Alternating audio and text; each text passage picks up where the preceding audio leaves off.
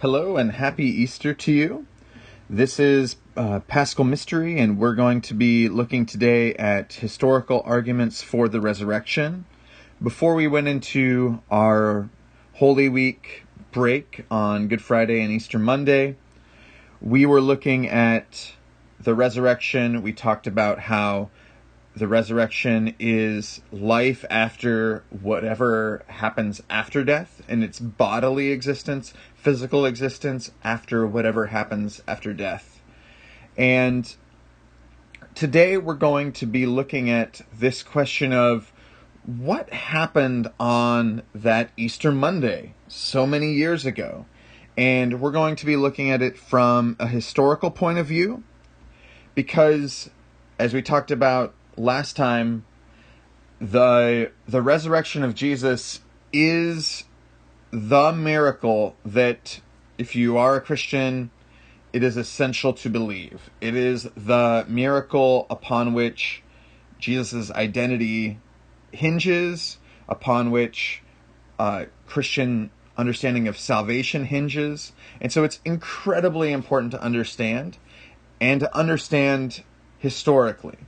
And so that's what we're going to be looking at this week. So just real quickly, there are two main sources I'll be looking at other than the Bible itself.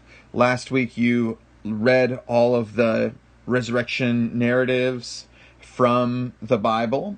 They're not that long, but other than that, I'll be looking at Surprised by Hope by N.T. Wright, and Jesus of Nazareth, Holy Week by Pope Benedict XVI.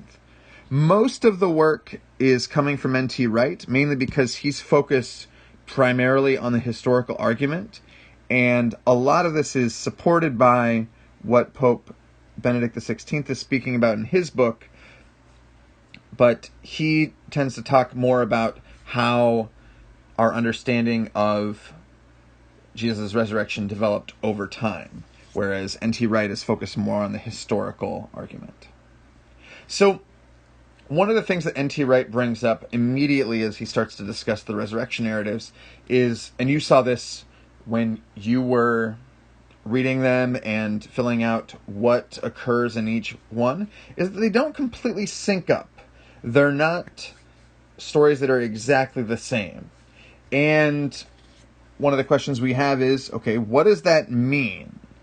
And N.T. Wright gives this example from 1946 to help us understand that in 1946 in England, there was this famous meeting between two of the greatest intellectuals of that time. World War II was just over, and Ludwig Wittgenstein and Karl Popper, these two giants of intellect, meet for the first time. And they had disagreed with each other throughout much of their careers, and they finally meet, and Karl Popper is presenting a paper, and Ludwig Wittgenstein, it was incredibly eccentric, and he had a habit of not listening completely to someone's paper, interrupting someone as they're making a presentation, walking around as they're making a presentation, or even leaving unexpectedly.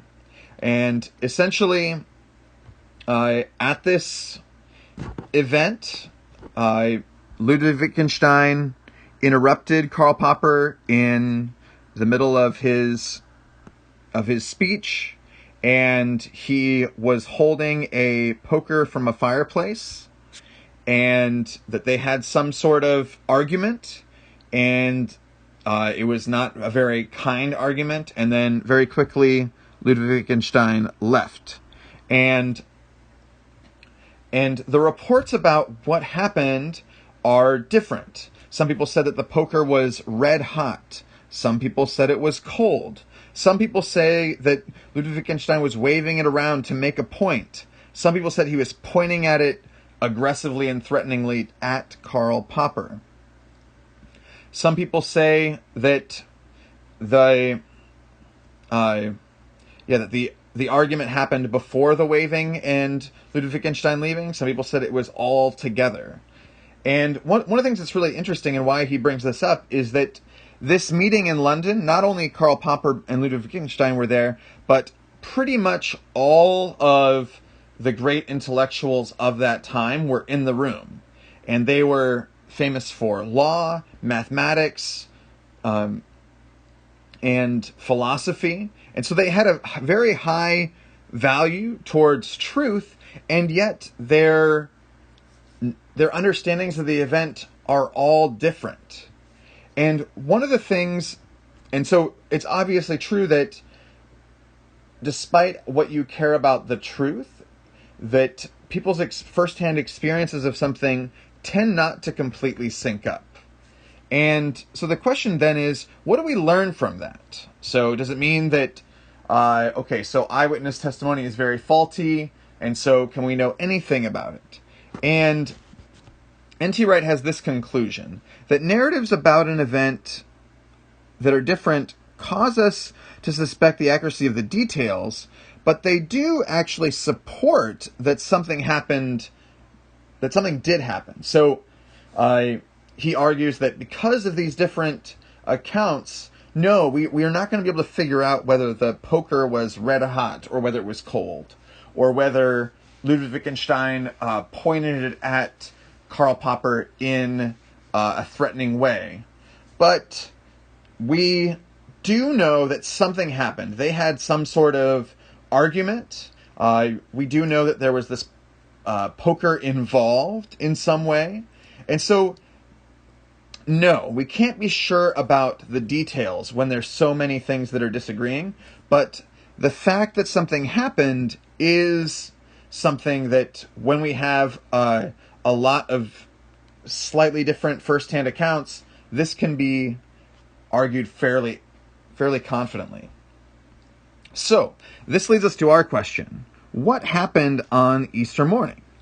And so, one thing, especially when we're looking at periods that are way before photos, videos, before widespread literacy, where a lot of people are writing on an event, one thing that you can do to look at whether an event happened is to look at the time right before and right after and think critically about the differences. And if there's a significant change, look at other groups and see whether they changed as well. Because, for instance, if something's happening here, but it's also happening here, and these two don't seem related, might be a larger event that's causing that. And so, just a quick example, I'm not going to go big into this, but in the 14th, 15th century, Timbuktu in Mali was one of the premier university cities alongside Oxford and Cambridge and Paris. And obviously, now it's not something that people associate with this great intellectual tradition.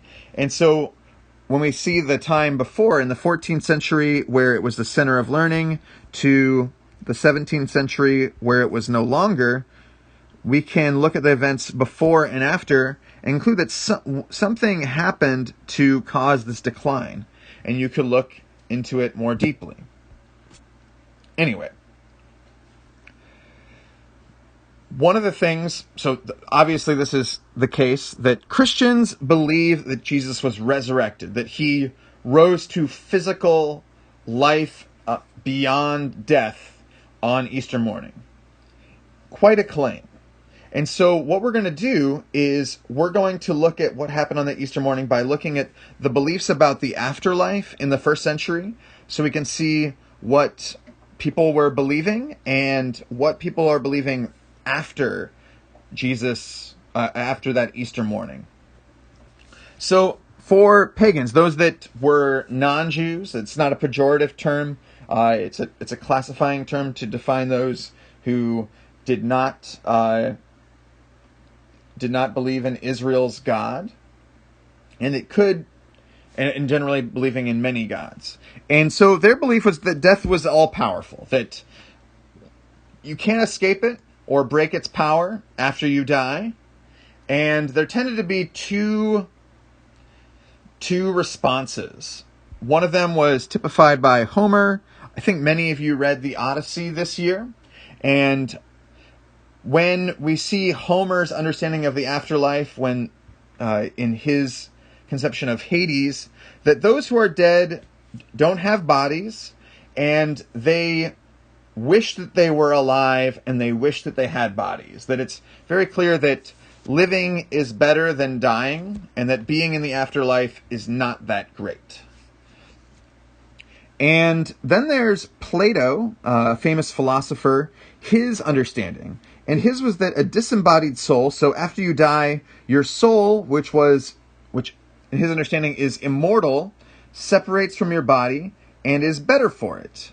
And you can see in the picture here that he had this understanding that while we're in our bodies, we see reality like shadows on a cave wall, but that the goal is to separate from physical reality into the realm of the forms, or as we might say, like spiritual reality, and we'll be able to see things as they truly are. And so both believe that there is no body in the afterlife. One thinks that this is a bad thing, and one thinks this is a good thing. Within Judaism, there was also this belief that you can't escape death or break its power, but there was a belief among some that that God would raise the righteous back to bodily life on the last day, at the end of time. And so the Sadducees, who had a literal interpretation of the Torah, there's no mention of the afterlife or resurrection or going to heaven when you die with the Sadducees. So they did not believe in a particular life after death. And then there were some that agreed with Plato that there was a glorious disembodied future, kind of like going to heaven. And then there were the Pharisees who believed in a resurrection at the end of time. And throughout Jesus' ministry, Jesus doesn't redefine resurrection apart from this and generally agrees with this viewpoint. And so this is important to understand. So there was a differing opinions within Judaism. There were two basic opinions within paganism, but neither of them included a body. Really, only the Pharisees include a body. So, when we look at the early Christians, there are several things that stand out. So, now we're going a little bit forward in time. So, those other beliefs are continuing. So, in Rome, the beliefs of the pagans has not shifted after Easter Monday. And the beliefs of most Jews are not shifting either. But there is this new group of Christians, and one of the things that's interesting is that they all believe in a resurrection of the dead at the end of time. So rather than this divergence within Judaism, it's all in agreement that there is this resurrection of the dead that's bodily at the end of time. And in Judaism, the belief about what happened after you die was not something that was central. But as we see within especially the letters of Paul and the other letters of the New Testament, that the resurrection starts to take primary importance. The resurrection of the dead at the end of time is hugely important, unlike in Judaism. So there's a shift in importance as well. And then also that within the Pharisaic understanding, everyone rose from the dead at the same time at the end of time. But Christians believe that one person was raised before everyone else. And you might be like, okay, yeah, of course Christians believe that. But this is something huge because no one else thought that. And before Jesus dies, no one thought that that would be even a possibility. As sometimes I say about things, it's like, I don't even know how to think about thinking about that. And this is really important because I think this last one is the key, that nobody expected the Messiah to die, and no one expected the Messiah to come back from the dead. So it wasn't like, okay, so if a Messiah dies, we can expect him to come back from the dead. That they now believe that Jesus is the Messiah. He died and came back from the dead. And so these things were not, these last two especially, were not on anyone's radar before. And so something needed to have happened for this to be a belief. Now, I want to be clear.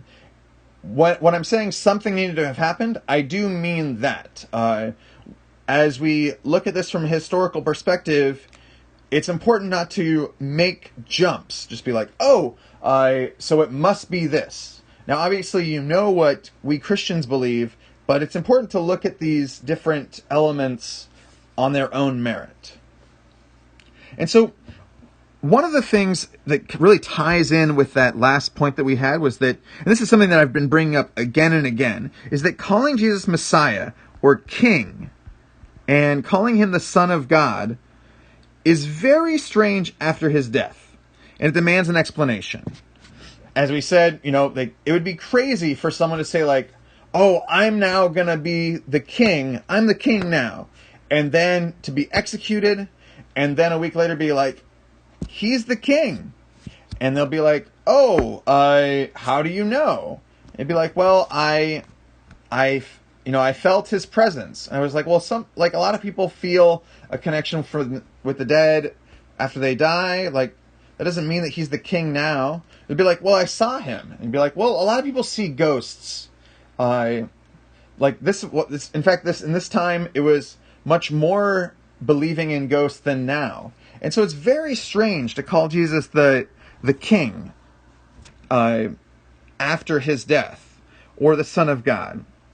And so there's two explanations that are much more simple, and it's weird that these are not the ones that we see very often. And I want to focus on the first one. We've talked about this before, that prophet is a much simpler understanding if Jesus is a man of God. So if Jesus is a good person who's speaking for God, then it makes more sense to call Jesus a prophet with his death. Because prophets spoke truth to power, and sometimes power would kill them. And be like, it doesn't make what they said wrong. It supports what they said, and people should follow what they said. But it doesn't make them a king, and definitely doesn't make them God. And other people might argue, Jesus wasn't actually a man of God. He's always pointing to himself.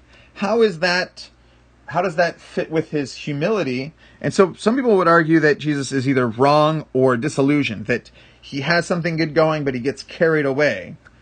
And so this is kind of an echo of something we're going to see later as we look at the Chronicles of Narnia, that he argues that Jesus is either the Son of God, he's crazy, or he's evil. And some other people argue that he could also just be disillusioned. So there could be a fourth part of that. But regardless, this is very strange and does need an explanation.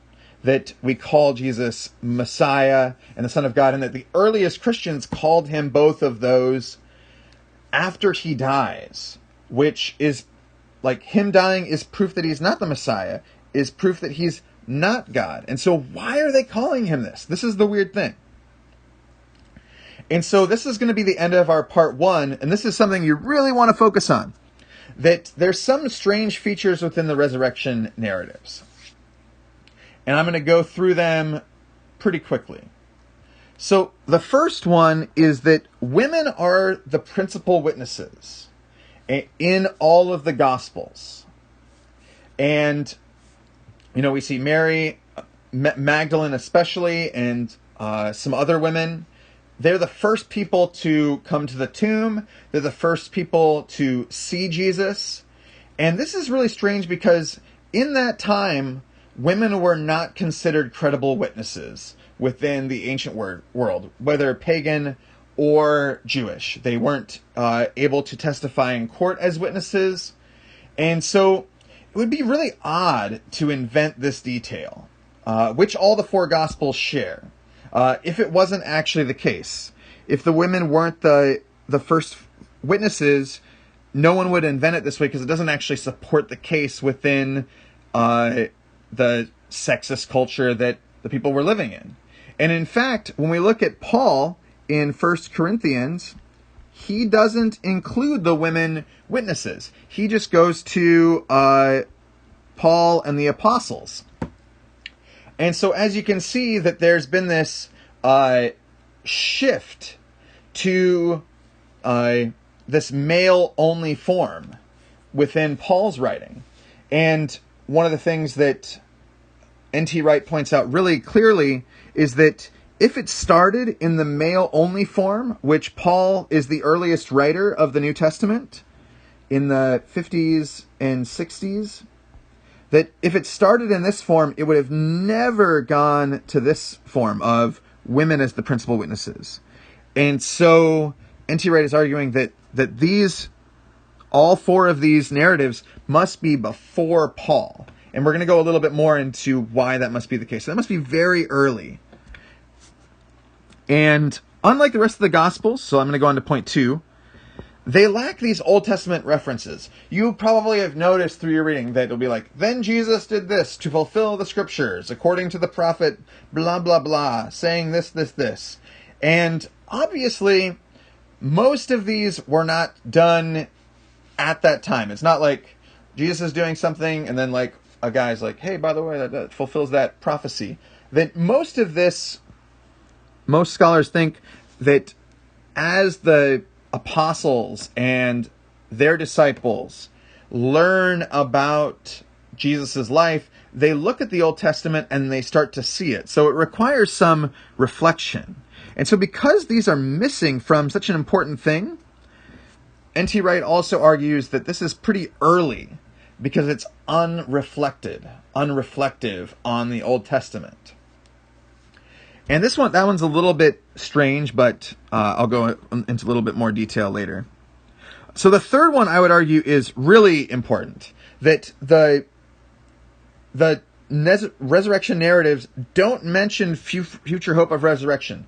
They never say that Jesus is risen and now we have hope that we will rise with him, that now we have hope for salvation at the end of time, that if you've ever heard any Easter hymn or almost any Easter homily, they go like that. And it doesn't say it in the narratives themselves. In fact, they tend to be very closely focused on that time and location.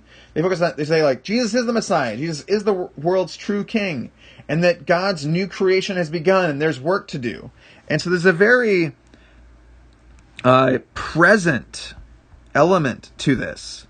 And this is another indicator that this is less reflective and more in the moment. And so another argument that this is really early text. And the fourth thing is that in Daniel 12, there's this reference to the resurrection. And it says that those who are resurrected will shine like the stars and the brightness of the sky, of the sun.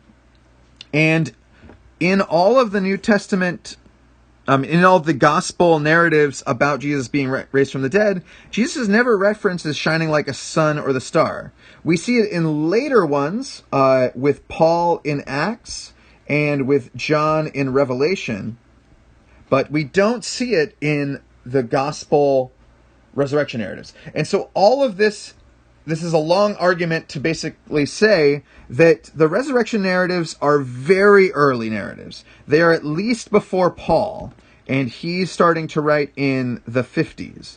And so they're very early, and I really think about the women being the principal witnesses. That if they're witnesses, they need to be witnesses of something. And so what are they witnessing? Are they witnessing the risen Christ, or are they witnessing something else? And this is where I'm going to leave you for today. I hope you're having an amazing day, and I will talk to you soon.